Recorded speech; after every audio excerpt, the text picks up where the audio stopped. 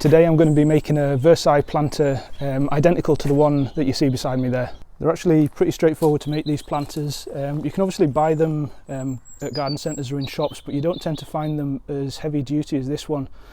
So this is 2 foot by 2 foot, and it's got 3 inch by 3 inch posts in the corners. In addition to the 3x3 corner pieces, I'm going to be using 3x1 for the vertical uprights and the horizontal pieces, and the frame inside is going to be made by 2 inch by 1 3/4 inch battens. As I say, it's really easy to make these. You don't need a lot of tools. You can make it a bit easier for yourself if you've got, say, a table saw and a chop saw, but equally you could just use a hand saw, a jigsaw, a plane. It'll take you a bit longer, but you'll get the same effect. This is the post I'm going to use for the corner pieces. I said it was 3x3. It's actually nearer 3.5 by 3.5, so it's 85 mil. Sorry, yeah, 85 mil by 85 mil, and it's 2.4 meters long. So I'm going to cut this down into 4 sections. Each one's going to be 595 mil, so just under 2 feet, 59.5 centimeters.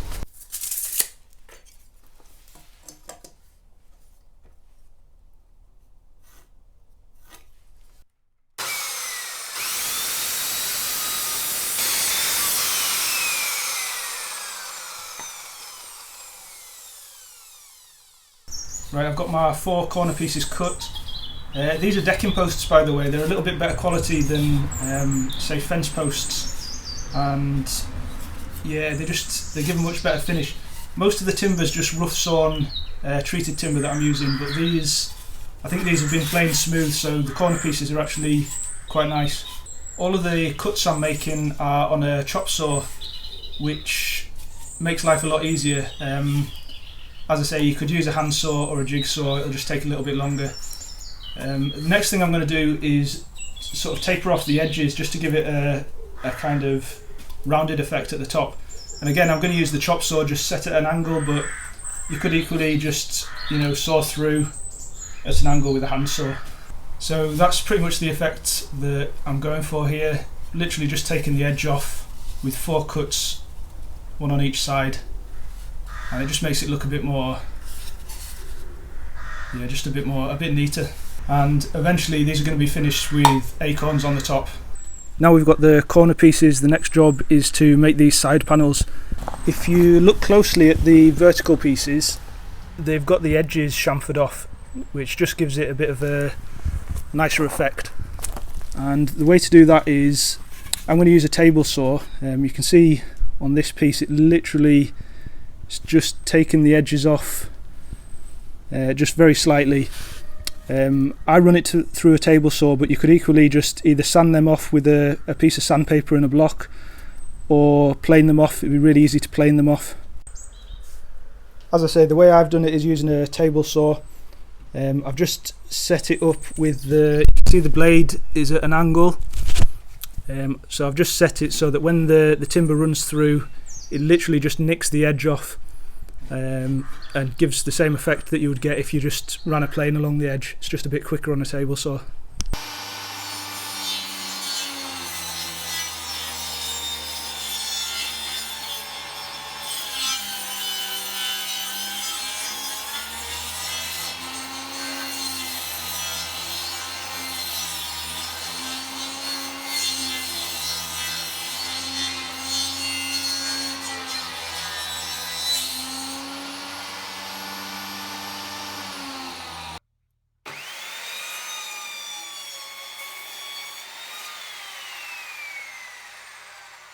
So I've now got 6 lengths of 45 centimetre planks, 450 mil, and they're going to form the side panel.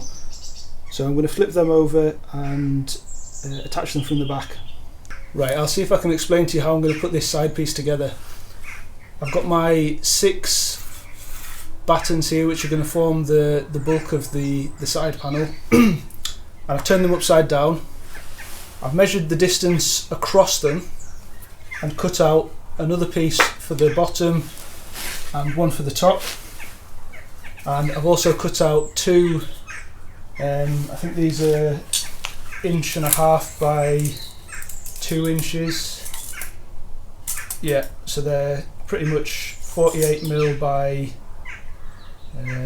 about 38mm, and they're going to form the structure of the. They're going to be what's going to hold it all together. So the first thing I need to do is attach these battens to the top and the bottom pieces. So I'm just going to screw them in. This is going to be the inside, so I'm going to screw from the inside, and then that way, the front won't have any screw heads on.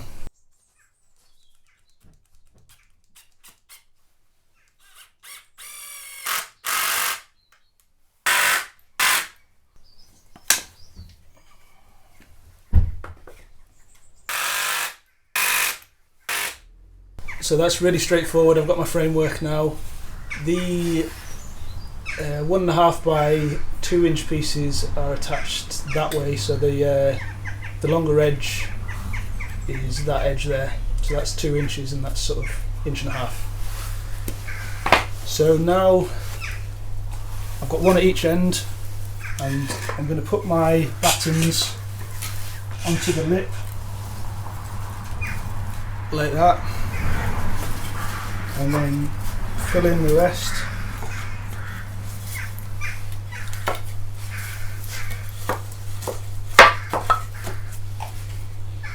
And then these are just going to be screwed down from the inside. I know I didn't drill pilot holes when I was attaching these battens, but it's pretty substantial timber, so that hasn't split. But I'm going to drill pilot holes for attaching these.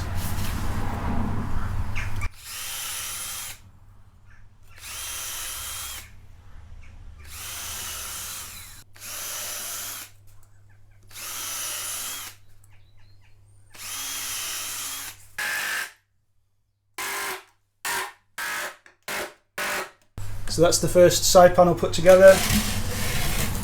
It's really straightforward. I'm just going to make 3 more of these now. I'll just give you a closer look just in case I haven't explained it too well. So we've got obviously the upright verticals, 6 of those next to each other, and then same timber, one top and bottom, and then you can see how it's all attached together at the back. If you do have any questions, just leave them in the comments below, and I'll try and explain it a bit better if there's anything that's not too clear. Right, so that's most of the work done now. I've got 4 posts there and my 4 side panels, and we just need to fit them together, and it's really easy to do. I'll show you how. So I've laid 2 posts on the ground with one of the side panels in between, and it literally just fits together at the back with conti joints like that. So the panel is attached to the posts with conti joints, and then each panel is attached to each other with 90-degree angle brackets. This is the planter that's already been made, and you can see each panel is attached to the post with 2 conti joints on each side of it, and then down in the corners each panel is attached to each other with 90-degree angle brackets, top and bottom. So there's one down at the bottom and there's one up at the top. So I've got one of my posts and one of my side panels, and I am just going to line the bottom edge up with the bottom of the post, and then so it's flush here and it's also flush down here as well. And then the top edge, the post's going to protrude slightly, and I want this to be flush with the back there. So that's left me with a bit of a gap down here, and that's where I'm going to put my conti joints. So one at the top there and one down at the bottom. Once I've got all 4 side panels attached to all 4 posts and it's looking sort of like a square box basically, I'm going to then put the right angled metal brackets on to strengthen everything. That's 3 sides put together, and I've got the 4th side made up. That's just going to sit on top, and obviously the conti joints at the top there are going to attach it all so that it's one piece. That's everything held together with the conti joints. So the next job is just to get, I've got 8 of these 90-degree metal angle brackets, and I'm just going to use them in the corners, 4 around the top and then 4 around the bottom. I've got these wooden acorn topping pieces which I'm going to put on all four corners, and the way I'm going to attach those is they've got a pre-drilled hole in the centre at the bottom, and I have some screws which I've cut off the screw head, so it's just a screw without the screw head on, and I'm going to put it pointy end into my drill and grip it like that, and then I'm going to drill it, or screw it I should say, into the bottom of my acorn, and then that's going to leave me with a screw on the bottom of the acorn which I can just centre up on the post and turn it in by hand.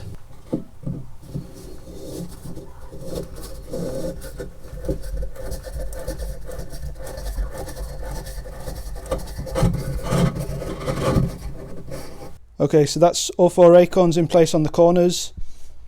Box is all held together. The only thing left to do now is to put some lats across the top, just to finish the top here. So for that, all I'm going to do is cut some more pieces of this and just cut it to length and put it around the top. You've probably noticed I'm not putting a base into the planter. The reason being because I'm going to put a tree in this planter, and I want it to root down into the ground below, which will just help it get a bit more moisture in the heat of the summer. So if you did want to put a base in, which a lot of planters do have bases in, so it would be fairly sort of straightforward to do. You would just use the lip around the edge there to support a floor piece. And you could either put a piece of plywood in and drill some holes in it for drainage, or you could use, lats like on the sides and just lay them across. And again, just make sure you drill some holes in for drainage. As you can see, I've now cut these top pieces, just 4 of them on each to cover each side panel. And I haven't actually secured these down yet, because what I'm intending to do is use some black plastic to line the inside, and I'm going to put the lip of the plastic over onto the top here, and then cover it with my topping piece. One other thing I'm going to do, just to protect the bottom of the planter, is use some of this wet rot wood hardener. Obviously it's designed to rebuild rotten wood, but what it'll also do is just protect the ends of the posts. So I'm going to just use a sponge and dab some of it onto the ends of the posts, which are going to be in contact with the ground. I might put some along the bottom of the side panels as well. Obviously, you don't have to build the planter so that it goes right down to the ground the way I have. You could leave an inch, or you could raise up the side panels so that there was sort of an inch here, so that it was just the bottom of the posts that were in contact with the ground. It just depends what you prefer aesthetically, really. I prefer it like this, and this planter is going to be sat on gravel, so it's not like it'll be directly onto soil, and which would make it more liable to rotting. I've just dragged the planter outside so you can see it properly. As I say, I just need to line the inside with black plastic, and then it's good to go. If you have any questions about the build that you don't think I've covered very well, just leave them in the comments below and I'll get back to you. I've got my 2 planters finished. I have finished them with 2 coats of clear matte varnish, and I've lined the inside with just a thin black plastic, just to kind of keep the moisture in and protect the wood a little bit. I don't know if you can see, but there's a bit of a difference between the finish of the two planters. The planter on the left, the timber, or most of the timber, the 3B1 pieces came from wicks, and as you can see, it's sort of plain smooth and it's a nice finish. Whereas the one on the right, the timber came from a local builders merchants and is it's quite a bit rougher.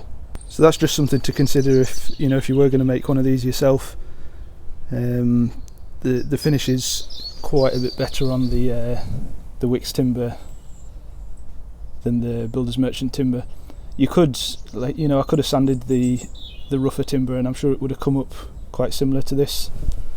So it's just something that I'll maybe learn from, and I'll maybe sand it next time. So these are finished now. I'm just going to get them in place. I've got some little trees that I'm going to put in there, and yeah, that's job done. Hope you enjoyed the video. If you did, please give it a thumbs up and subscribe, and I'll see you again. Thanks very much.